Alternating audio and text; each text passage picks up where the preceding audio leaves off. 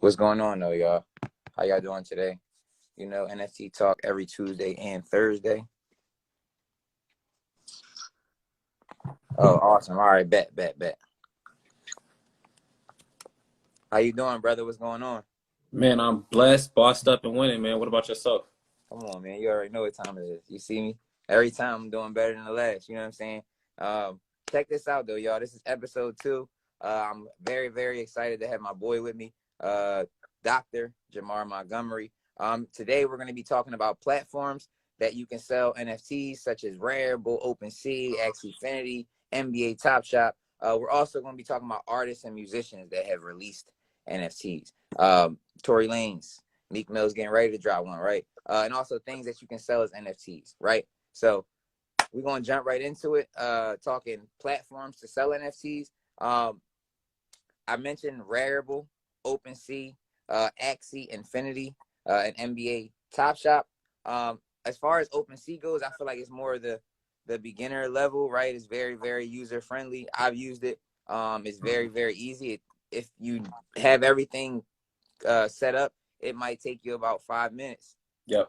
to upload, your NFT. So, could you also, dive into this OpenSea and Rarible and the differences and the benefits of each? Absolutely, man. So, OpenSea, man, when we talk, like, we're back to talking about NFTs. And for those that tuned in last time, NFTs stand for non-fungible tokens. And basically what it is just a way of putting your art, putting whatever media that you have on the blockchain. So one of the major platforms that we know about is OpenSea. And OpenSea is a platform that is based upon the Ethereum blockchain. So that means that your whatever NFT that you decide to upload, it is going to be known as an ERC-721 token, and it's going to be uploaded onto the Ethereum blockchain.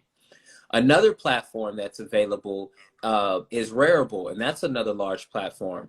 And the difference between Rarible and OpenSea is that Rarible is what we know as cross-chain, meaning that if I upload it onto Rarible, it's also on the Ethereum blockchain and it's also on the Tezos blockchain. So there we have, as we talked about last time, that there are different blockchains. And the advantage of that is that there might be there's a lot of millions of users on the Ethereum blockchain, and there's also millions of users on the Tezos blockchain. And some people don't necessarily use most blockchains, and particularly for people who are just beginning, they kind of just stick to one blockchain.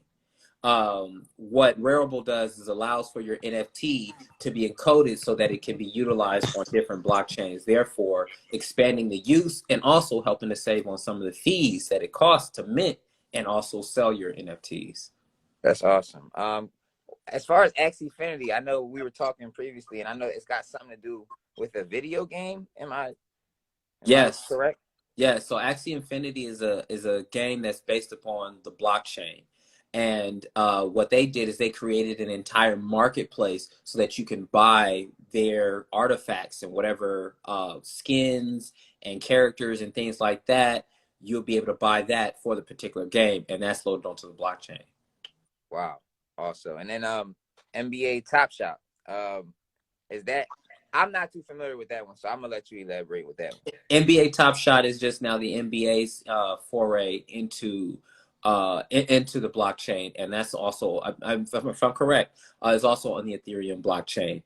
And basically, what they're doing is the NBA, like the NFL, has millions and millions and millions and millions of hours of tape and highlight reels and just intellectual property for every player since the NBA has gotten started. And so this allows you, instead of now having collectible cards, you can now have collectible NFTs of your favorite players. That's phenomenal. I'm actually that's something I'm interested in. As far as artists, right? Because I'm an artist, you know what I'm saying, and I'm actually working on my NFT album and my NFT for my actual, paint. But can we talk about, artists, musicians specifically that are releasing NFTs and how this process even works? Well, one of the artists that really came to mind that I think that was really kind of, I would say not necessarily spearheaded it, but he was the first artist that I really heard about. Hey, we're going to utilize we're going to utilize NFTs to release an album, and it was Tory Lanez. Mm-hmm. And Tory Lanez sold 1 million copies of his album for $1. And as a result, after it was being sold and resold on the market, he still receives royalties for that. Another one is the Wu-Tang album, where they only made one copy. And they're now creating that as an NFT as well, so that they can open up the access to everyone else. When Wu-Tang first put that album out, it was a one of one. And who we know as Farmer Bro, Martin Shkreli, he bought it and wasn't releasing it. And so now Mm. somebody else has bought it and now are creating an NFT so that people can have access to it. Meek Mill just released that he was Okay. going to be putting out his album as an NFT. He said you're going to need a wallet in order to even hear it, which is good because it helps with crypto adoption. Agree. And I mean, do you know? Can you talk a little bit about the process of uploading your music though as an NFT? Because a lot of people don't really understand it. It's not as, I feel like, as simple as the picture. But if there's anything we could share with the people in case we have some artists on here.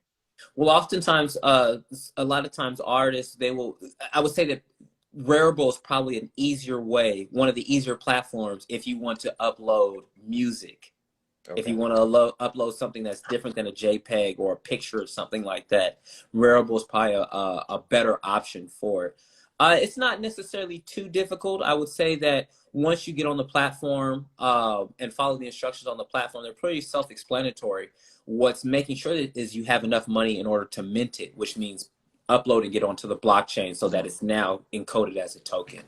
Okay, that's awesome, man. I mean, for you artists out there that are trying to release your music as NFTs, look, as we just said, Rarible is an easier way. You know what I'm saying? But it's out there. It's opportunities. You literally just got to kind of dive in, do your research, and really understand this. So it's the future when we living in it, right? So things that you can sell as NFTs was the next topic, and that's absolutely anything, bro. You know what I'm saying? You can sell art, you can sell music, you can sell film, you can sell collector's cards, you can sell real estate. Like, you can sell damn near anything. I want to talk about some, I guess, some artists that are some painters and some dope, contemporary artists that have been putting out some NFTs. I got a friend named Zevi G, who just he's dropping the 456 Collectors Club. I think it's later this month. You know what I'm saying? So he's doing his thing. He sold out on the pre-sale. He had his NFT on Times Square, right in Times Square on the billboard. That was dope. You got John Bourne. He's got the Goat Gods coming out. They come out 2/22/22, right? So those are I think it's gonna be 2,222 Goat Gods, and he's teamed up with all different types of people. I mean, he's teamed up with Art from the Heart, right? We've got 5 of them for our 5-year anniversary, which is this year, right? He's teamed up with you got Mad King on there. I seen Jigga What. I seen a lot of dope artists that'll be on there. So make sure y'all are staying tuned for that and follow that Discord. Follow at John Bourne.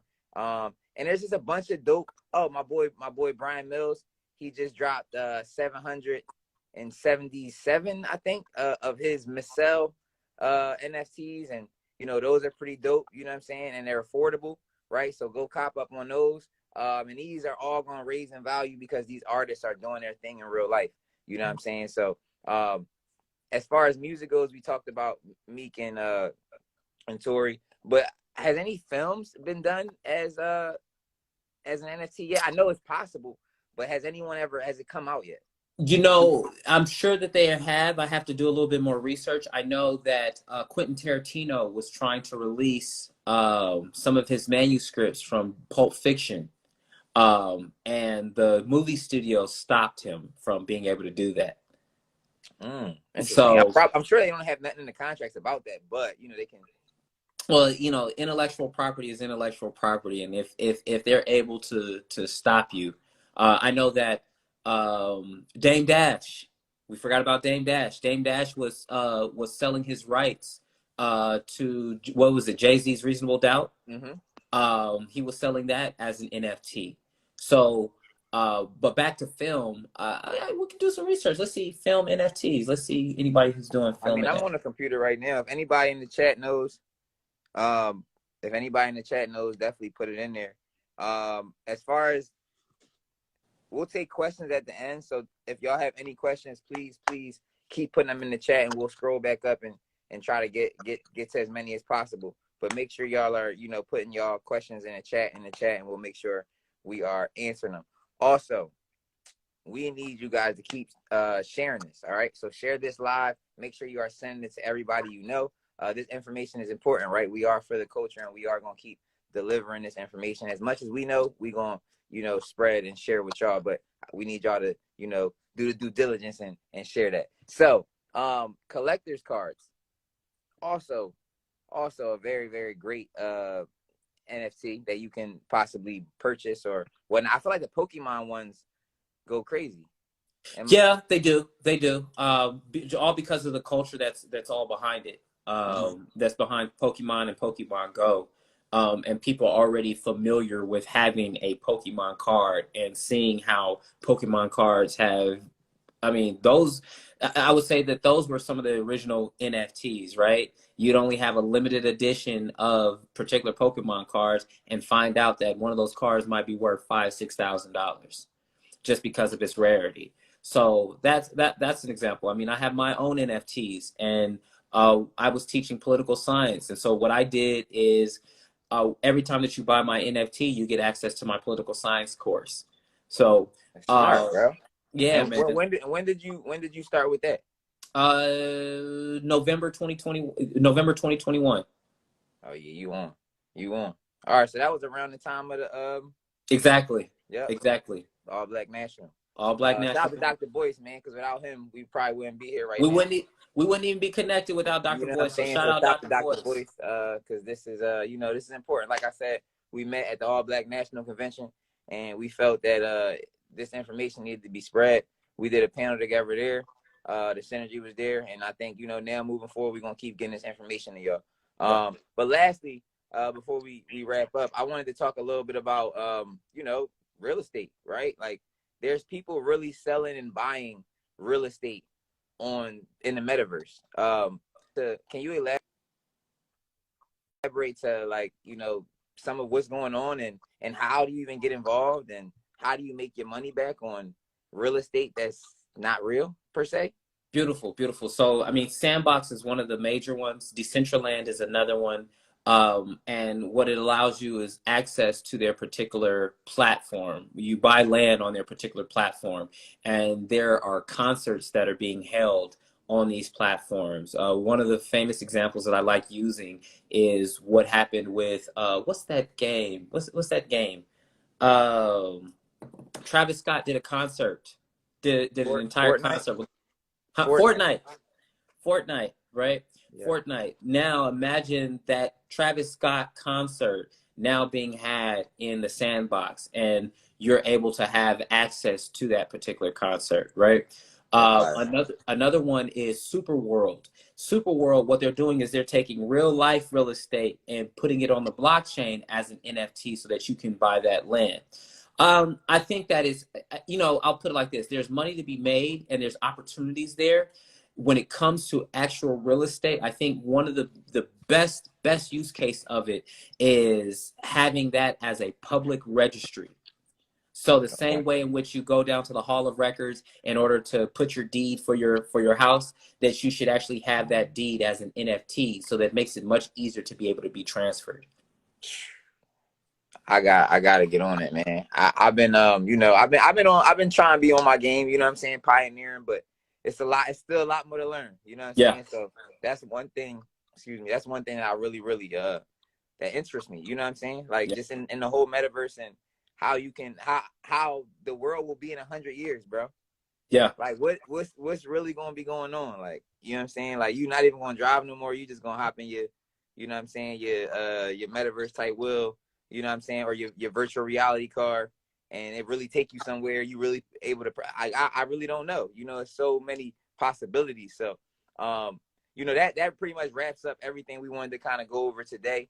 But I seen a few questions in the chat. I'm gonna run it back up and see real quick.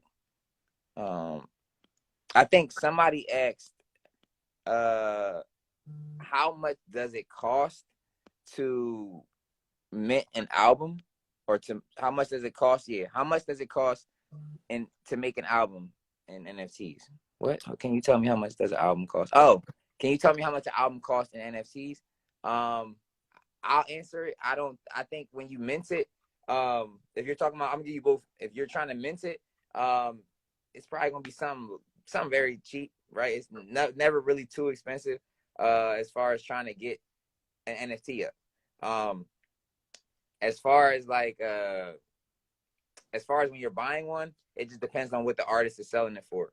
But typically, like we were stating earlier, they're selling them in Ethereum or in different type of, you know, coins. So you definitely got to be up on you got to have a wallet, straight up. You know what I'm saying? And with that being said, you know what I'm saying, is there anything else that you want to leave the people with, bro, before we come back Tuesday? Go do your research. Just go do your research. Just find out what NFTs are and research and find. You might find that your favorite artist is looking into releasing NFTs. I'm currently working with a particular artist, an artist that I won't release their name just yet, but I'm doing a lot of the blockchain education for her fan base, Okay. so that they can understand NFTs, because she's going to be releasing NFTs very soon. Let's get it. I'm excited. I'm excited for the news, and I'm excited for you, bro. That's fire. One other question, I guess, before we leave. Daniel Spencer said, "What is an NFT?" NFT is a non-fungible token. If you want the definition, make sure you go back to episode 1. Check it out. We went through it. We elaborated on it. But yeah, man. Every Tuesday, every Thursday, NFT Talk Podcast. Please follow at NFT Talk Podcast. When we get 1,000 followers, we'll start going live from the NFT Talk page. NFT Talk Podcast, as I said before, make sure y'all follow my boy, Dr. Jamar Montgomery. Follow me, and you know, keep this joint moving. Keep spreading this information. Send it around. If you know somebody that needs this information or that's been asking about it, please keep spreading this video. Send it. We'll be back soon. Peace and love.